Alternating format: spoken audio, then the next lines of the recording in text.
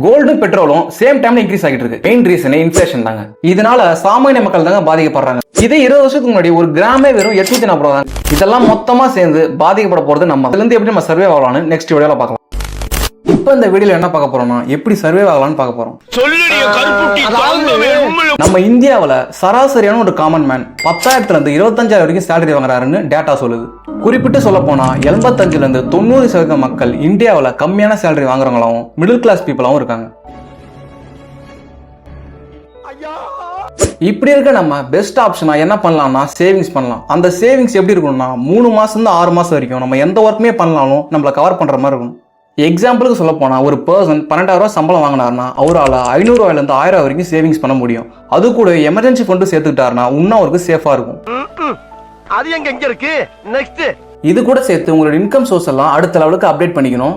உங்களோட ஸ்கில்ல அப்ஸ்கில் பண்ணிக்கணும். அன்னெசரியான கடன் எல்லாம் அவாய்ட் பண்ணணும். பட்ஜெட் டேபிள் போட்டு ஸ்பெண்டிங் பண்ணணும். ஓவர் ஸ்பெண்டிங் எல்லாம் ரெடியூஸ் பண்ணணும். அந்த குரங்கு பொம்மை என்ன விலை? இதெல்லாமே பண்றது மூலமா இந்த சுச்சுவேஷன் இருந்து கொஞ்சமா நம்மளுக்கு ரிலீஃப் கிடைக்கும். ஏன்னா அந்த எக்கனாமிக் சர்க்கிள் வந்து லோ கிளாஸுக்கும் மிடில் கிளாஸுக்கும் ரொம்ப அன்ஃபேவரா தான் அமையும். இதுக்கு முன்னாடியே 70s இன்ஃபிளேஷன் வந்திருக்குங்க. குறிப்பிட்டு சொல்ல போனா 1973 இருந்து 1975 ஆயில் தட்டுப்பாடு நடந்துச்சு. அப்ப அந்த இன்ஃபிளேஷன் ரேட் எவ்வளவுன்னா 28.6%. இந்த இன்ஃபிளேஷன்ல இருந்து அந்த காலத்துல எப்படி சர்வே பண்ணாங்கன்னா ரேஷன் ஃபுட்ஸ் எல்லாம் கன்சியூம் பண்ணாங்க. அப்புறம் அவங்களுக்கு இன்கம் சோர்ஸ் அதிகமாக சொல்லி ப்ரொடெஸ்ட் ஸ்ட்ரைக்ஸ் எல்லாம் பண்ணாங்க.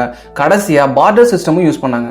அதாவது பண்டமாற்று முறையை யூஸ் பண்ணிருக்காங்க. அதுக்கப்புறம் இன்ஃபிளேஷன் விட்டுச்சான்னு கேட்டீங்கன்னா இல்லைங்க. 2008 இருந்து 2013 வரைக்கும் நம்மளுக்கு வந்து ஃபுட்லயே பிரச்சனை வந்துருச்சு. அதாவது உணவு தட்டுப்பாடே ஆயிடுச்சுங்க. அப்ப இருந்த இன்ஃபிளேஷன் ரேட் எவ்வளோன்னு பாத்தீங்கன்னா 11.5%. இந்த சுச்சுவேஷன்ல இருந்து எப்படி அவங்க சர்வே ஆனாங்கன்னா ஃபுல்லா கோல்ட ஃபோக்கஸ் பண்ணி இறங்கிட்டாங்க. இது கூடவே லேண்ட் ரியல் எஸ்டேட்டும் மியூச்சுவல் ஃபண்டும் டெபாசிட்ஸ் எல்லாம் போட்டு சர்வே ஆனாங்க.